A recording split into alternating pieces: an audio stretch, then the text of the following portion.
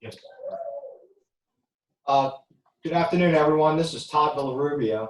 I want to thank everybody who's participating today. Quite frankly, we're blown away by the number of people who have registered for this event. We actually had to increase our limits today, but we're very grateful to have everybody on this call. I'm the founder of two different companies that have been designed specifically to help highly successful business owners.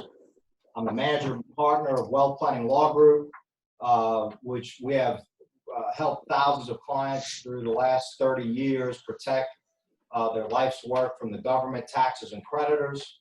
And secondly, I've recently formed a company by the name of Fountainhead Private Client with my longtime friend and nationally recognized financial advisor, Keith Gillis, that is going to be a multifamily office for high net worth families around the country. We decided to have this webinar series. This is our inaugural one. So we're very grateful and blessed, frankly, to have some amazing speakers I'm going to get into in a second. But we're also blessed to have our entire team for United Wealth Advisors Group that's sponsoring this today, because we, just so those of you, the business owners that are on this call, United Wealth Advisors Group is an affiliate, is actually the overall organization for us nationally, where we have offices in 9 different states with financial advisors across many different states across the country. And this event today is being hosted by UWAG. And through the affiliations that we have both locally and nationally, we're truly blessed to have 2 experts that are going to be talking today both about the CARES Act and the 3 different relief packages. The first speaker is going to be Diane Boyle. Diane has an entire presentation she's put together. She's been studying the new legislation. Diane is the Senior Vice President of Government Relations for the National Association of Insurance and Financial Advisors. Her responsibilities include the development and implementation of legislative and regulatory strategy and daily execution of association activities to provide advocacy services for professional insurance and financial advisors in order to support a private competitive insurance marketplace. She serves as NAIFA's chief federal lobbyist, specializing in tax legislation, focused on life and health insurance products, employee benefits, pensions, and small business issues. Ms. Boyle is a proud capital level contributor to NAIFA and works closely with the political affairs team to develop strategies and programs to maximize NAIFA's grassroots efforts across the country. She serves as an expert NAIFA spokesman on legislative issues with national and trade media outlets, and she also represents NAIFA on various industry coalitions, and panels. Our second guest is my personal commercial banker who I've had the good fortune with working with over the last several years. He's truly amazing. Michael Carter, who's the market manager and vice president of commercial lending with Gulf Coast Bank and Trust, a local bank out in New Orleans that is frankly really starting to become the go-to place for, the go-to bank for a lot of entrepreneurs. Michael graduated from my alma mater, UNO, and has a Bachelor of Science in Management. Prior to his career in banking, he spent a lot of time working in the hospitality industry, and he and his wife founded and operated a local advertising agency, giving him an appreciation for entrepreneurship and fostering his interest in the finance industry. After arriving at Gulf Coast Bank and Trust, he entered the lender training program and is currently serving as the head of their commercial lending division. So welcome, Diane and Michael. Thank you for taking the time today. Just a couple of housekeeping rules for all the attendees. I know that we have a lot of people that are attending today. Everyone is automatically muted, but see at the bottom of the screen that there should be a Q&A button that you can press, and please feel free that as we go through this, remember this is an 800-page bill that has been passed.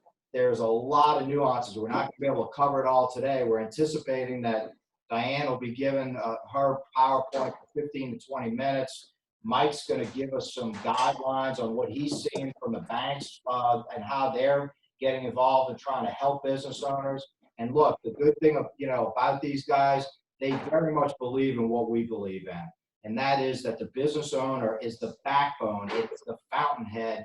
You guys that are on this call, y'all are the fountainhead of human progress. That's why we created Private Client. It's you guys that employ. We've got people on this call that have anywhere from mom and pop operations to clients that have literally hundreds and thousands of employees. Right now, I've personally, over 30 years of practice in the estate planning and tax planning field, I've never seen such an attack, if you will, on the entrepreneurial community. I was a history major. Never have we seen something, even through the Great Depression or World War II, never have we seen something that has impacted such a broad range of industries, and also, you know, to impact a lot of the people I know where they're not even making any revenue right now. So it's one of the few times as a capitalist and as a, you know, that I must say that I'm actually very happy that the you know, politicians got together and passed what they did to give us some relief here. So without further ado, let me introduce Diane Boyle. Thank you so much, Diane, for joining us. Where are you joining us from today? Arlington, Virginia. Okay. So just outside of DC, homebound. As of yesterday, the governor has a stay in place for us. So I'm going to do my best to stay in place. We'll see how that works. You have the floor. Thank you so much for joining us today. You're welcome. I'm going to go ahead and get started. If you'd like to ask questions as I go through it, that's fine. If you want to wait until we get to the end and have a more robust discussion at that time, that works for me as well. As Todd said, we're looking at historic legislation. Never before have we seen this type of initiative to sort of provide relief. And what I'm calling it is the trinity of relief, because what you've seen is in 3 different packages. So the first phase was initial support from Congress to say, what do we actually need to do with this virus? So it's primarily vaccine development, but there's also an SBA loan in that phase 1. In phase 2, you're looking at more paid leave. How do we make sure that the workers can continue? And there's unemployment provisions in there. And then phase 3 is where I'll spend sort of most of my time, and that's what's going to be of greatest interest to, I think, this group, is really how do you stimulate the economy? This is going to have a huge impact on the economy. And as Todd said, you're looking at small businesses who may not be working, who have come to a complete halt. And certainly in my state of Virginia, that's what we saw yesterday. When you get down to just essential businesses that are able to leave, what does that do to the small businesses? So what the trinity of relief is designed to do is to really get that economy started. So I'll start with phase 1. As I said briefly, it's a lot of emergency health funding that isn't really relevant to small business owners, but there is a $7 billion a small business loan provision that may be of interest. And Mike, I'm sure will talk about this in greater detail too. You're really going to be more interested in sort of the loan options in the Paycheck Protection Loan than necessarily the economic disaster loan. The disaster loans are things that you've seen before, certainly in Louisiana, when you're looking at natural disasters, hurricane assistance, that type of thing. Sort of follows those guidelines. And what you're going to look for, what you'll sort of see, is the size of the business is determined by a classification system. So you really need to go in to figure out, do I qualify as a small business? It's going to depend on what industry you're actually operating in. And then this is sort of just a little aside for us. For the association, we actually look at, does the association qualify? And if you have any clients that are actually in the business of lobbying, they're going to get bumped out because the applicant has to affirm that they're not in the business of lobbying. So that kind of pushes out any of those industries if that's something. Then if you look at phase 2, this is where I go back and said that it was really the paid leave programs that I think is going to be of interest to sort of the small employers, small businesses. You're looking at small, in this instance, being defined as 500 or fewer employees. There's a requirement for 2 weeks paid sick time. 10 weeks of that leave is at 2/3 salary. That was signed in March 18th. There's some exceptions. So we've gotten some calls. I've certainly gotten calls when phase 2 passed and said, wait a minute, you know what? Small employer being defined as 500 and fewer. I'm under 50. I'm under 10. What does this mean for me? This is sort of a hurdle for me to comply with. Is there any relief? And the answer is maybe. And the maybe is that there is an exemption, but we're waiting for guidance from the Department of Labor to know how you would actually apply for that exemption or demonstrate that there actually is, a jeopardy to the viability of the business going forward if you were to provide this. Good news that the government will pay for the refundable, for this leave through refundable payroll tax credits. And that is also available to self-employed individuals. This is just, I'm not going to go through it. If there are some of you that are listening by audio only, what's on the screen is a list of the paid sick leave versus the Family and Medical Leave Act. It goes through when it takes place, who does it apply to, what is the duration of leave, what are the different reasons that qualify, and sort of wage replacement and how you go about doing that. I will share this information with your advisors, and so what you want to do is check in with them, make sure that you get a copy of this presentation, because not only is it that flyer, there's also some guidance that the Department of Labor through, actually it is the Department of Labor directly, it's not Wage and Hour that put out this particular guidance on leave. They have different bulletins that they've put out, including non-enforcement for 30 days. They have different posters that should be put up. And so there are going to be links there. So if you check back with your advisor, they'll be able to provide you this presentation where you can actually go through and click to some of these resources. And we'll get into the big daddy of it all, if you will. We're looking at phase 3, and this is really the stimulus package to sort of jumpstart the economy, or to at least keep the economy going. And it was a $2.2 trillion package that was put together. A lot of people refer to it as 2 trillion, some say 2 plus, but you know what, 0.2 trillion is a lot of money. So I like to go ahead and give it the full $2.2 trillion package titling. I'll go through in a little more detail, but it basically includes what I'll talk about. It's 883-page document, so we're not going to cover everything that is included in this package, but it does include sort of on the individual side. You're looking at tax rebate checks for individuals as well as families. You're looking at expanded unemployment insurance. You're looking at flexible spending arrangements and health savings accounts, enhancements. There's the Paycheck Protection Program for small businesses, including the self-employed. That is going to be I think, of most interest to this group, and we'll go through it in a little more detail.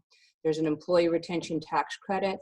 There's delay in payroll tax payments for employers. There's carryback on net operating losses. There are retirement savings provisions in here. Employer provided tax-free student loan repayments. So if you're looking to add a different program, that's sort of there. All of this was signed into law on the 27th. And I also do a link to the full act. So if you want to go through and see what's included that we're not talking about, you can go and do that. On the individual side, the tax rebate, as I said, what you're going to want to pay attention to is sort of the thresholds. If you're looking at individuals at or below $75,000 or $150,000 for married couples, they're going to get that full rebate. Others, it's going to phase out above those thresholds in graduated payments. And then it completely taps out for incomes for individuals exceeding $99,000 or $198,000 for those joint filers. On the unemployment benefits, also an individual type interest, you are going to see additional payments of $600 a week. The state rules still apply, but you're going to see an additional federally funded $600 a week for unemployment. It also expands those unemployment benefits to workers that weren't previously covered, including self-employed, independent contractors. Think of some of the gig workers, the Uber drivers who don't usually qualify for unemployment. They're all now swept in under the new bill. Then if you look at some of the saving options, there were changes to health savings accounts, FSAs and HRAs, primarily from the individual standpoint. You're looking at the purchase of over-the-counter drugs. There's been some changes in what's actually considered eligible expenses. There's a change to a safe harbor provision so that group plans can offer telehealth services without impacting their HSA eligibility. And that's, the safe harbor is good. It's effective immediately, but it's only going to be for plan years beginning on or before December 31st, 2021. The changes to eligibility expenses are retroactive, so anything January 1, 2020 going forward, you're going to see those over-counter drugs available there. Okay, so into the big one, the Paycheck Protection Program. Huge program. Why I said this is going to be of interest, we talked before in phase one, there's the SBA loan. It's your typical disaster relief. I've only met Michael briefly when we started this program, but my guess is that he's going to be a lot easier to work with than the SBA. And I think that's a really good thing. So you're actually applying for these programs through your banks rather than directly through the SBA. And the idea is that if an employer is maintaining their payroll, that the loans are going to be forgiven. So this applies to small businesses. Again, that's defined as 500 or fewer employees. It applies to veterans organizations, tribal businesses, sole proprietors, self-employed, independent contractors, all are included. There's an accommodation for those in the food and accommodation industry. So if they have more than one location, each store is where you're looking to make sure that they're under 500 employees. Most businesses, if you have different locations and you're not in the restaurant business or the hotel business, and you have collectively over 500 employees, then you're not eligible. So that's the accommodation that they've made for hotel and restaurants. 501c3s are eligible. However, no other 501c organization is eligible. That includes your chambers. Some of your other nonprofit associations don't qualify. Physician practices are eligible, and it doesn't matter how they're structured. So they are included in this program. Let's see. So the maximum size of the loan is 250% of an employer's average monthly payroll. The payments will be deferred for 6 months. Again, if you maintain your workforce, then the SBA will forgive that portion of the loan proceeds. The eligible payroll expenses included wages, salaries, amount of employer paid group health insurance, retirement benefit costs, payroll taxes that are payable. Forgivable loans exclude salary amounts that are over $100,000 and paid leave expenses covered by the government through other coronavirus programs. So if you're getting a break from the SBA loan or for something else, if it's included in the paid leave that's forgiven, then that you're not going to be able to double dip here. If the loans amount that isn't forgiven, it will be a regular loan, converted into a regular loan with terms. Terms are not to exceed 10 years, and it's at interest rates that can't exceed 4%. So forgiven loan amounts will not be included in the borrower's taxable income. We're expecting guidance on how this program really works within 30 days of the law's enactment. So somewhere around April, the end of April is when we should see guidance on exactly how this works. Again, borrowers apply for these loans through their participating banks. And that's, in my opinion, the best part of this program. There's also an employee retention credit. What that does is all employers are eligible for this refundable 50% tax credit on employer paid portion of payroll taxes, and then on wages up to $10,000 per employee. It's excluded from the tax credit or the payroll tax that are covered under the new paid leave program or the Paycheck Protection Program rules. You may ask, well, you know, who would want to take advantage of this retention credit? And if you're looking for employers who aren't eligible for the Paycheck Protection Program, obviously the Paycheck Protection Program, much greater benefit, but if not, then you have this employer retention credit that could be of interest for those that don't qualify for that. There's a delay in the payment of the payroll tax. I'm not going to go into the details of that. There's also carryback for net operating losses. If you remember tax reform, the Tax and Jobs Act eliminated this. This sort of brings it back. So there's a 5-year carryback of net operating losses that arose in 2018, 2019, or 2020.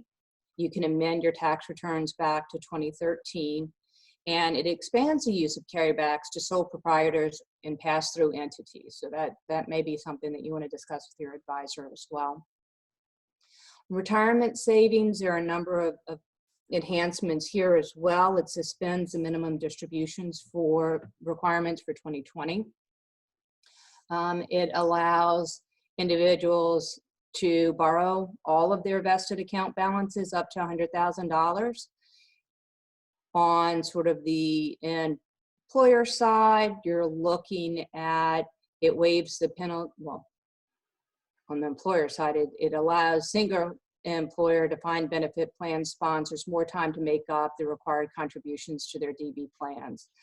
On the individual side, there's also early withdrawals, and it waives the penalty tax for those.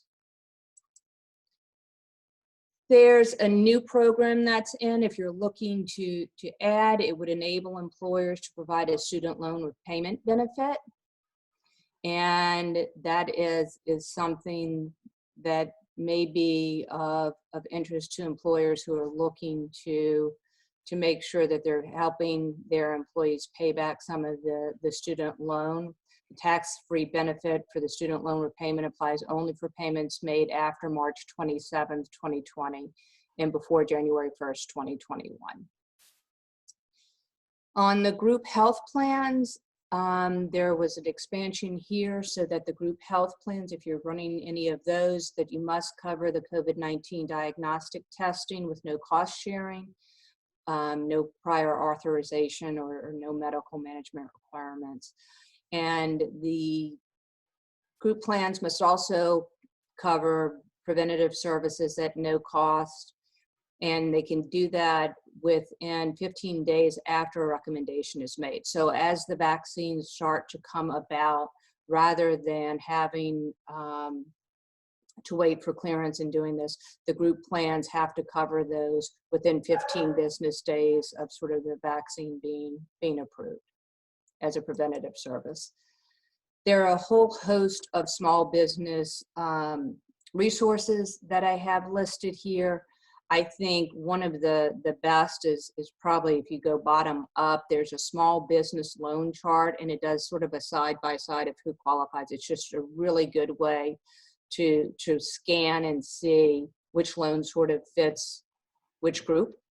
And then the others, the top part of the program has a general overview of the Paycheck Protection Program. It talks about those economic disaster loans, talks about different things that the Small Business Administration has available and some guidance for employers and so forth.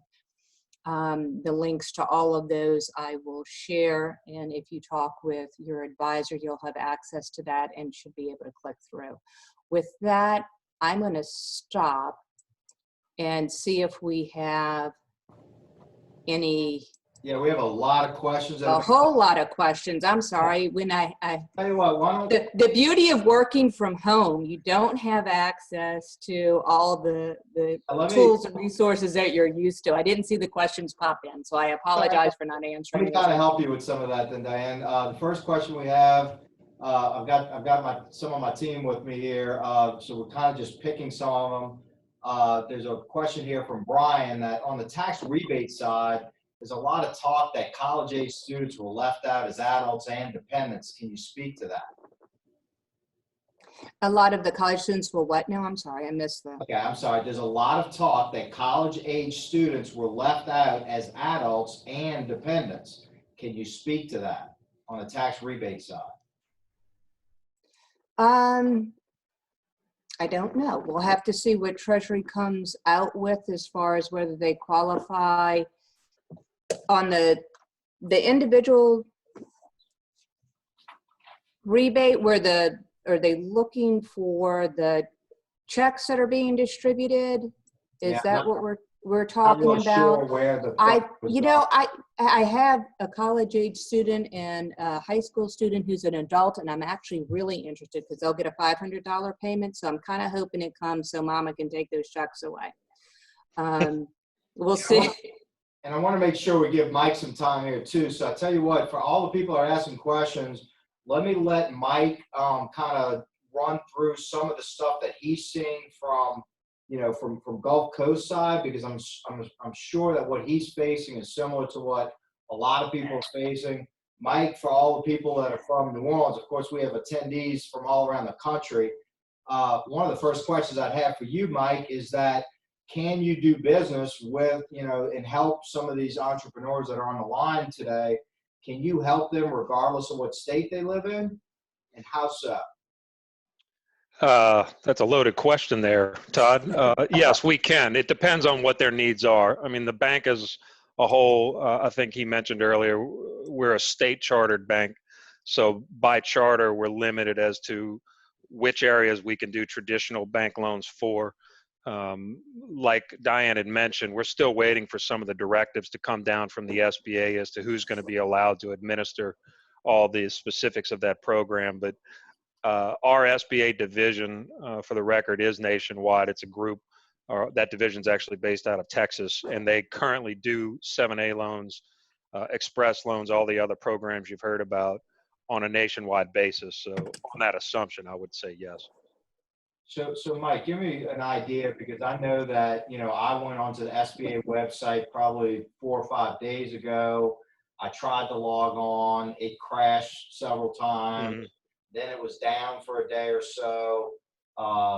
Give me an idea of and now they have a simplified process. So my question to you, I guess, is tell me about, for the business owners that are on this call, should they do both, where they register online? And if so, what's that website? Or do they go to you and work in conjunction with you? What's the best practice so that these business owners can get some cash flow quickly? And let me start from the top on there, and it may lead into some other questions. But what we're talking about when Diane went through the different programs is the first bill that came out had a provision in it that funded the SBA EIDL program, which is the Economic Injury Disaster Loan Program. That program is built on the backbone of prior disasters, floods, hurricanes, you name it, that the SBA has been administering throughout the country for a number of years, I think dating back to early 2000. That program is live. It's been live for the last 2.5 or so weeks. They are accepting applications, which, by the way, that program in particular, and I'll focus on that first, you have to go to the SBA directly to apply for that program. No bank or other lender can help you do that. So don't be fooled there's a lot of misinformation being passed around. Let me help you do your application to the SBA and we'll charge a minimal fee. Nobody can do that. You have to apply directly through the SBA to clarify that myth. Their website, I can provide it to y'all outside of this, or if anybody has a pen handy, It's www.sba.gov/funding programs /disaster assistance. It's pretty easy to find. They've got a lot of useful information about the COVID-19 pandemic, how to protect yourself, and then the specifics of the program itself. So, Todd, hopefully that answered your question. But In other words, that program, I'm sorry. I'm Go sorry, ahead. go ahead. Go ahead, Mike. Oh, that program again was part of the first bill. It is live and active. From what we're hearing from our clients, to give you some intel, is within several 3, 4, 5 days of them applying to that through the SBA website, several of them have received a $10,000 grant check within a week. So it's it's designed to get money quickly in the hands of people that need it. That's the whole purpose of that program. The use of funds is very similar to the new program that we'll, I guess, be discussing in a minute, in that you can use it for payroll, you can use it for interest payments on existing debt obligations, rent payments, utilities, anything that it takes to keep a business operating, basically, is what those funds can be used for. That's all EIDL, correct? It's EIDL, which stands for Economic Injury Disaster Loan. And now they have a specific part on their website where it's COVID-19 apply here. One important thing of note, since you have people around the country on the call, is your governor has to declare your specific area where your business is located as part of the affected area with the SBA. In the state of Louisiana, for example, the governor came out and originally had 2 parishes or counties listed, but then ultimately opened it up to cover the entire state. So the entire state of Louisiana is eligible for the program now. There's a link on their website where you can see if your particular area is participating in the program. But we feel by the end of this, most, if not all, of the country will be able to apply for this program if they aren't already. Okay, so the first step for those entrepreneurs on the call is that they would go to the SBA website and apply for the EIDL loan program, and that would then entail a $10,000. It's kind of an advance that may be forgiven that actually comes fairly quickly. Correct. Can you go a little bit more into then what the bank then, like, what are you all doing right now for your business owner customers on the other SBA programs other than EIDL? Yeah, well, and let me quantify some of the stuff Diane said about that really quickly. That program is up to $2 million. What you can use it for, as opposed to the payroll protection program, is pretty wide.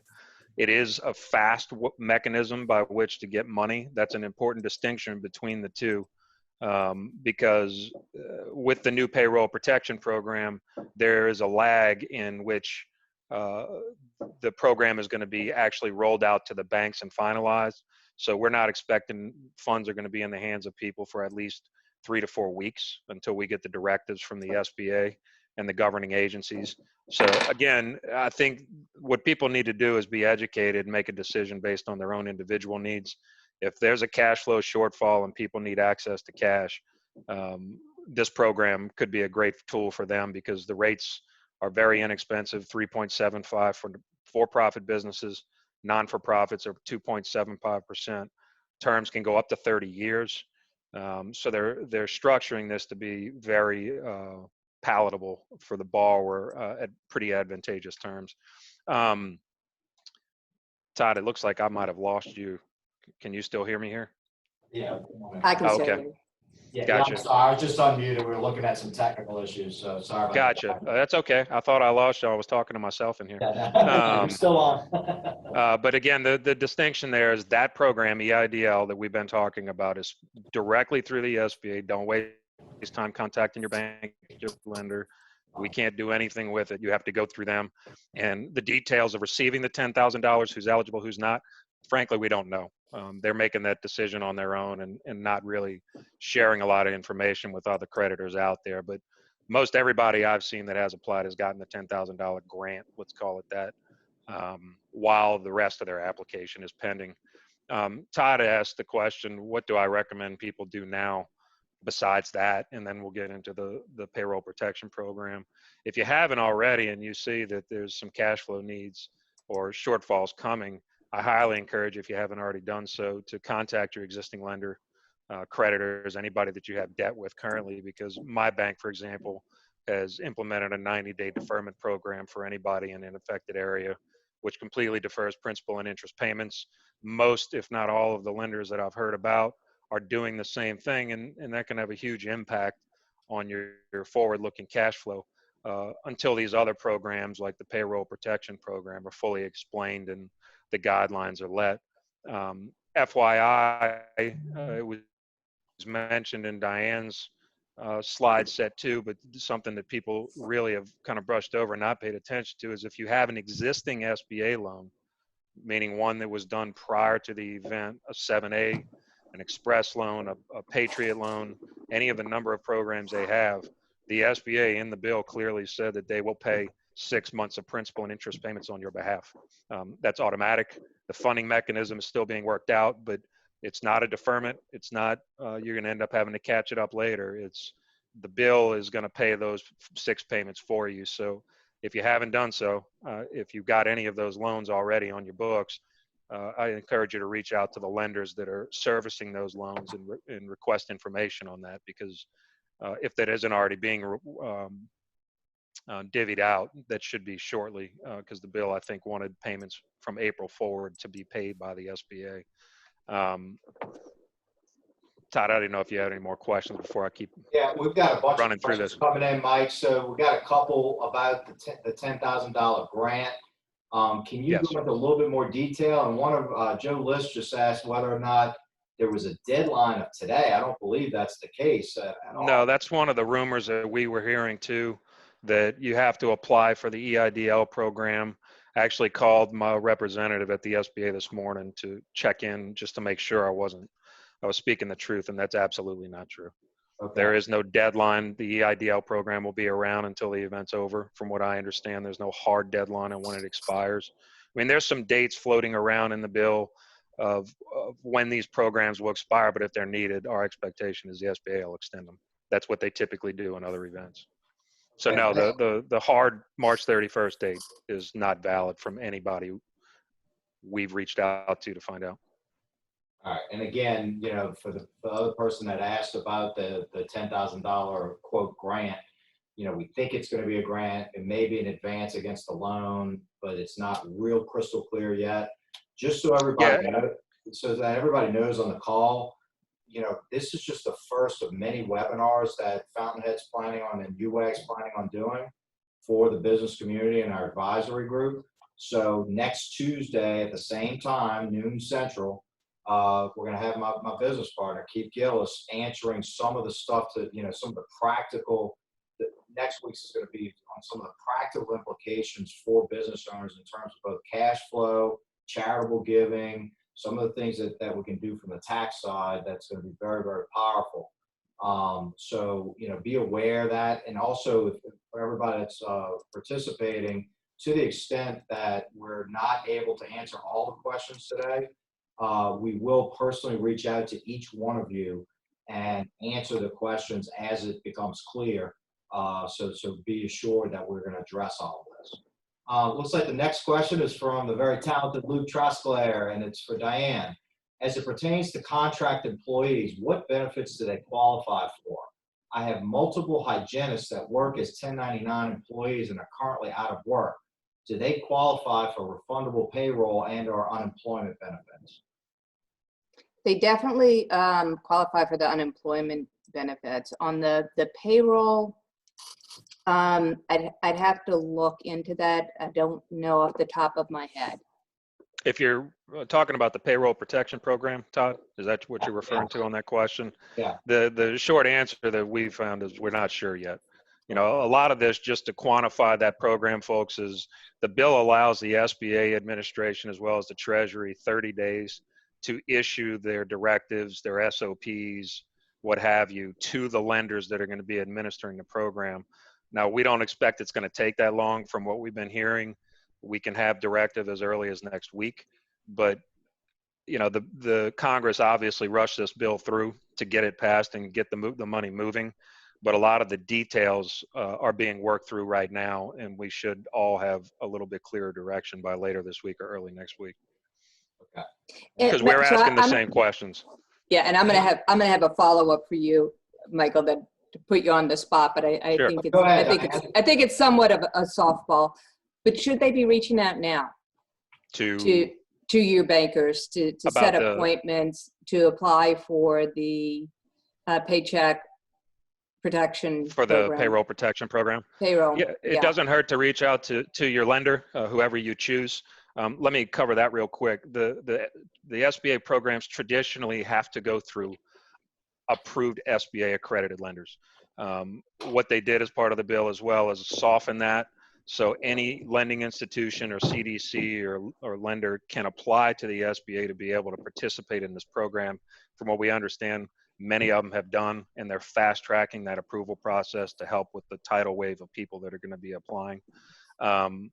You know, quite frankly, though, we can give what we think is going to happen, what we think their application process is going to look like, or what we're going to need. But until it's all finalized, which should be early next week, we're speculating by interpreting the bill and talking to the professionals that we know. We think, just for the record, that the application process is going to look very similar to the EIDL program, meaning less paperwork than the traditional 7A. Basically, your application, historical tax returns, financials, you know, the common information, which is on their website if you want to look at that and kind of get a reference point of what you should be gathering in preparation for what we'll call the PPP program, because we think it's going to look the same. And of note too, if you look at it, the large part of that that's going to be important is your payroll records, because the loan amount that you're eligible for is a direct derivative of your historical payroll. So if you don't have good records, I'd start cleaning it up right now. The term payroll is very loosely used in the bill. What we're speculating is that would include vacation time, sick leave, benefits programs, healthcare. All that is kind of quantified into the term payroll. And the formula is basically an average monthly payroll cycle or payroll expense times 2.5. That's the limitation of what the loan availability is going to be. So beyond just tax returns and, you know, your normal paperwork, I'd make sure you dust off your payroll records, and the cleaner you have that information and can assemble it, the better chance you have of getting through the process easily. Thank you, Mike. Next question is from Russell Knapp, and it's for Diane. Are you able to apply for the EIDL and the PPP programs without causing a cancellation problem with one or the other?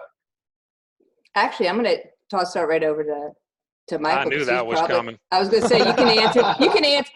I'm a lobbyist. What do I know? I can tell you how we got it into the bill, but the practical application then comes in where Mr. Carter is going to be far better to answer that question. I'll answer it the best I can. And the short answer is, we don't have absolute knowledge that one will interfere with the other.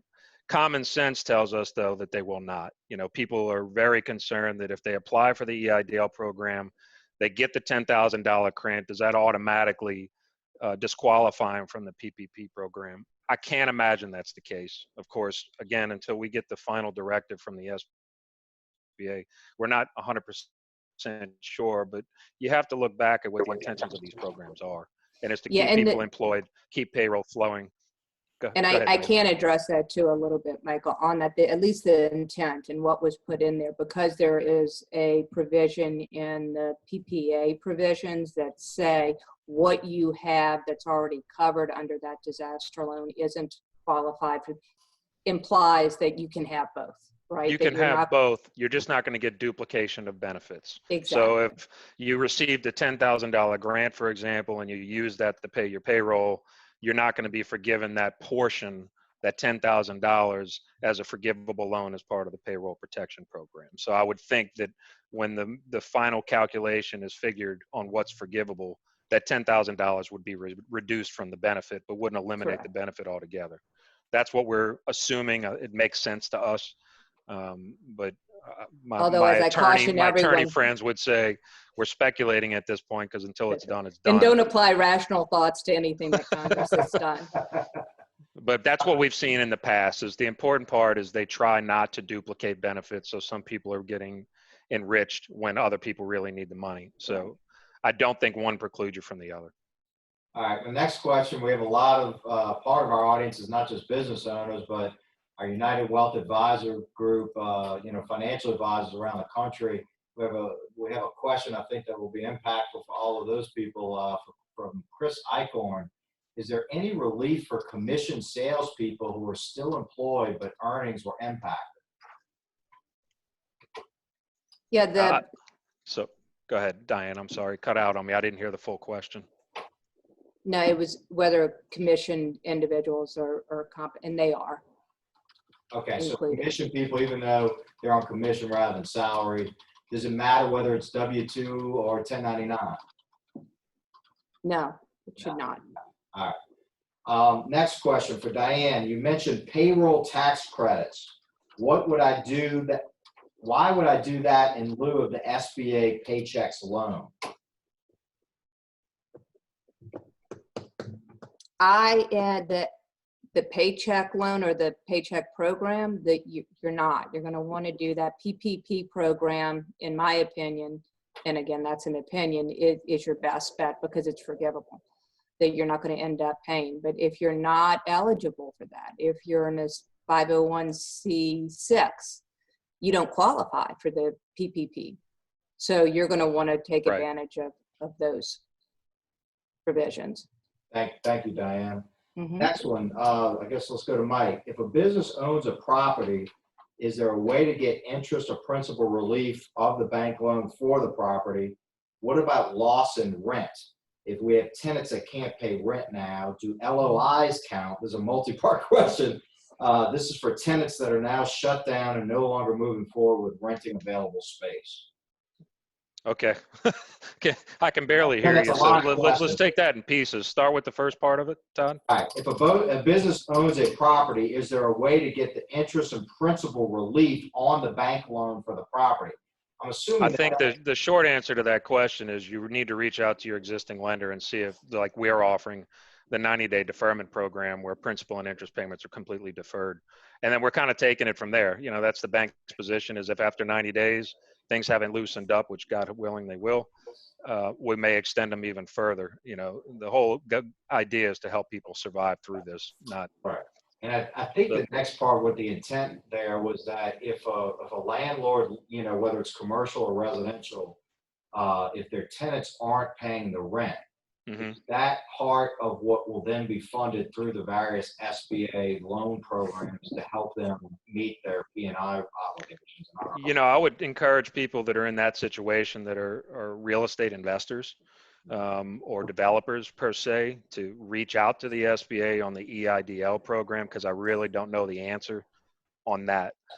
My experience with traditional SBA loans, and I assume the PPP is going to be the same, is pure real estate investment or real estate development companies do not apply because they're looked at as passive investments versus employing people, having payroll as a traditional rule of thumb. So they've largely been excluded from SBA programs in the past. That may not be the case in this one, but it's worth asking on the EIDL. They asked about renters. One thing I wanted to point out too is a lot of my landlord customers that have passive investment properties like that, they're making arrangements with their tenants, deferments on leases that are then amortized into the payments over the next 12 months or something like that. So just like creditors are working with the landlords, I think it's a good idea, not just for goodwill, but for the future survival of all your tenants, to work with them on a payment plan that may be an option, especially if you can get your payments deferred on your loan. Thank you, Mike. That's working out real well for a lot of my customers. Next question is from Jonathan Carter. Does applying Good last name. no relation. Does applying for unemployment disqualify forgiveness of the PPP benefits? Does applying for unemployment? I think are two different topics. Unemployment would be on behalf of the individual. Yep. The payroll protection program is purely designed for the employer. So it may affect the employer's benefits. And we're seeing that was part of the argument, if y'all remember this on the news a week or so ago, that they didn't want to incentivize people being on unemployment versus staying employed where they worked. But the calculation on the underlying forgivableness of the loan is based upon their current employment history versus their prior employment history, meaning the owner of the business. How many people are employed now? Did they maintain payroll versus how many people did they have employed prior to the event? And that's part of the math in figuring out the forgivable portion. But I think the person's question is more related to the kind of, Diane, unless you have something else to say, I would say they're No, kind of unrelated. I do think they're unrelated as well. The only thing that it brought up, and it was funny because we both kind of rolled our eyes like, wait a minute, how does that apply at the same time? But the other issue that I think is interesting is if employers have terminated or had a reduction in force, they can bring those employees back in. Correct. With no penalty. And have, with no penalty, and have them count towards the loan amount that they're applying for. Yeah, and for anybody that's even tried to read part of this bill, that's one of the areas that everybody's saying, hey, we need some clarification on, because you need a master's in mathematics to figure out the formula on the forgivable nature. But what I'm reminding people is, guys, it's still a great program. Even if you go and get $100,000 and you only get 70,000, 80,000 forgiven, the terms of the remaining part of the program, 10 years, max interest rate of 4%, no fees to the borrower whatsoever. They're waiving all the fees. So I mean to say that it's still a great program, even if not all of what you get is forgiven. So don't let that be your only deciding factor. All right, next question is from Mark Miller. If a business owner has borrowed money, such as a second mortgage or equity line of credit on personal assets, and then put that money into the business, can either PPP or EIDL funds be used to repay the loan? Interesting. I really don't know the answer to that question. I think if we're really going to have a good record or a good documentation trail to prove that, because all that's outlined in the bill for at least the PPP program is the approved uses of funds.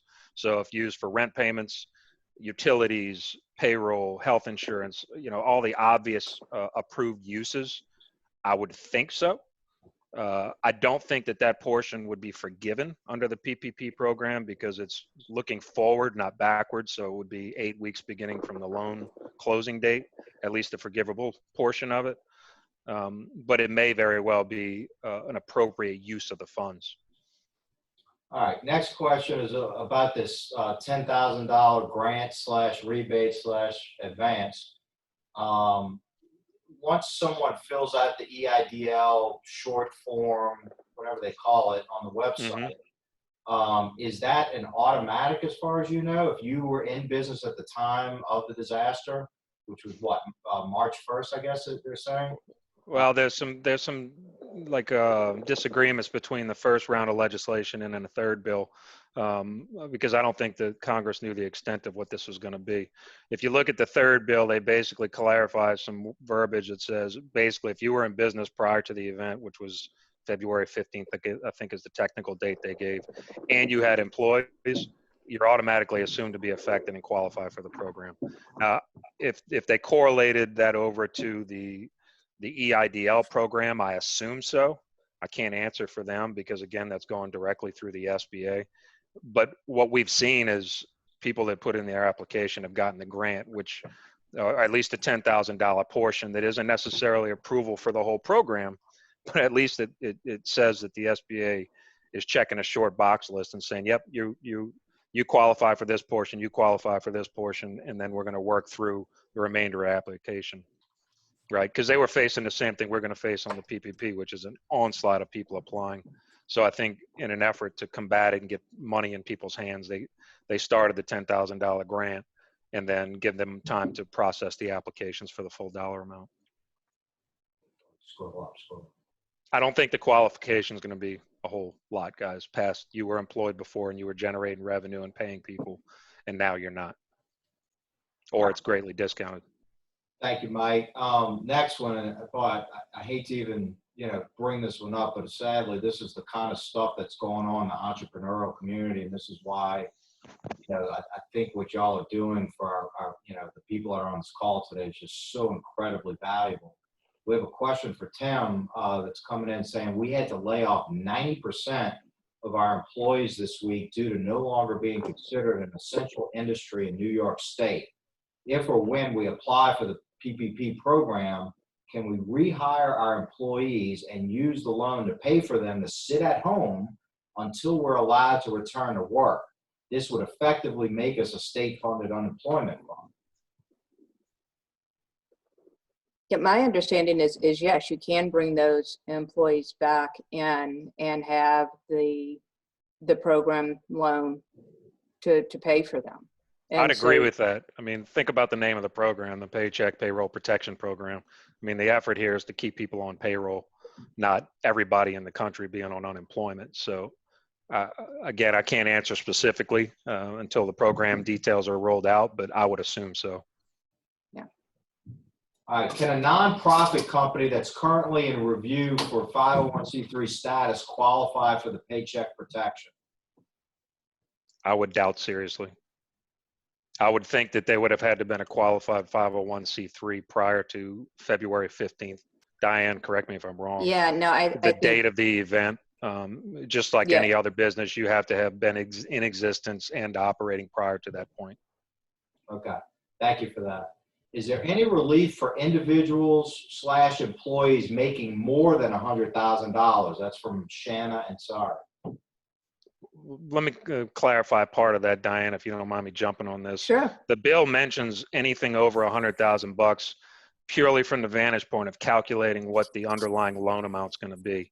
So it's saying that if you have employees, which are typically the executives or high income earners, making above $100,000, only up to $100,000 will those payrolls count towards the dollar amount of the loan. So again, the whole idea is to keep the common worker on payroll and employed, not benefit the high wage earners. So if there's a company where everybody in the office makes in excess of $100,000 a year, then the calculation is going to be pretty simple. $100,000 times 2.5% times your payroll, or 2.5 times your payroll. And I know everybody's time is very valuable right now, so let's just take 2 more questions. Again, I apologize. I know we have a bunch that are still outstanding, but we'll absolutely get to these questions directly via email at some point shortly. And also be aware that we will be able to send out, a lot of the recording of this video to everybody that participated. We'll also be reaching out to all the participants relative to next week's call, where we're going to go through some very practical, tactical type things that business owners can use now to help themselves get through this. So the next question says, I am self-employed. Can I apply for SBA loan as well? Can I apply for the loan? I ran a very low payroll for last year, but did pay taxes on distributions. Will those be considered for the eligible limit? So I don't really know what he means by distributions. He may mean RMDs. It sounds like he had low payroll for last year and he's self-employed. So maybe he doesn't have an entity. Can he still apply for the SBA loan? I'm trying to kind of decipher what he's asking here.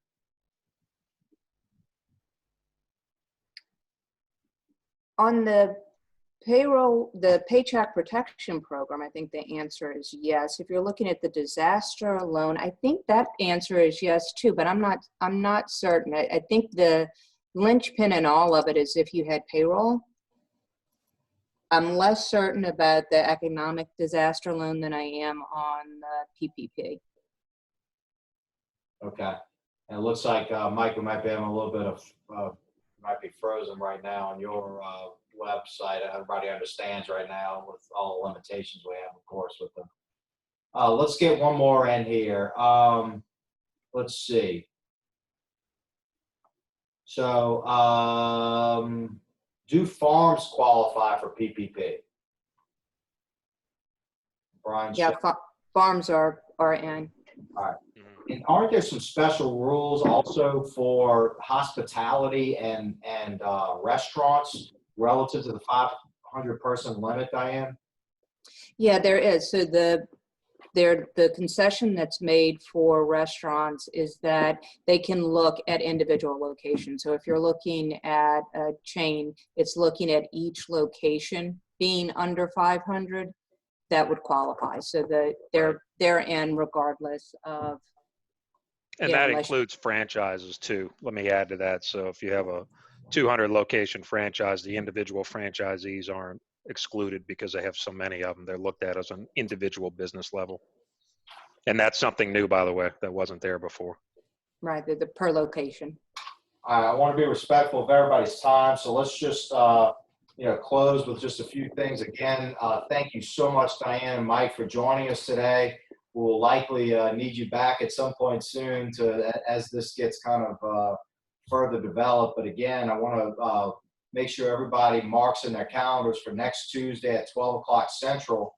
We will be having these on a regular basis, and the next one will be with my good friend and business partner, Keith Gillis, who again is going to be addressing some of the practical and things that business owners can do moving forward. We invite all of you to invite your centers of influence, such as CPAs and other business owners who you think could benefit from this. We will be sending out, as we said, the recording of this presentation, as well as the PowerPoint, I guess, from Diane. Diane, if anybody needs to get a hold of you, can you please give them your information, and Mike, you the same, please. Sure. So best way to reach me, so you don't have to listen to kids and dogs barking, is D Boyle at NAIFA. That's NAIFA.org. And if you want to risk calling, you're more than welcome to do that as well. It's 703-298-7892. Thank you. And Mike? It's emails Michael Carter, MICHAELCARTER @golfbank.com. Right now, that's probably the best communication because I can quickly disseminate information out to a group of people at once. Or if somebody wants to call direct, it's 504-565-4647. Thank you. And I'm Todd Villarubia with Fountainhead Private Client. If anyone needs to reach me, probably best just to use my law firm email address so that everything's confidential, todd@lawealthplan.com. We thank everybody for participating. We're right on the hour. Good luck to everyone. Be safe out there, and we hope to keep driving value to the business owner community. And thank you to UAG for putting this on today. And thanks for Jennifer Burgess, our Thanks, everybody. Person, and everybody else that put this together, the partners at UAG. Keith Gillis, our CEO, and the whole team, Ross, Keegan, everybody that participated. We really do appreciate your time today. Thank you. Bye-bye. Anytime.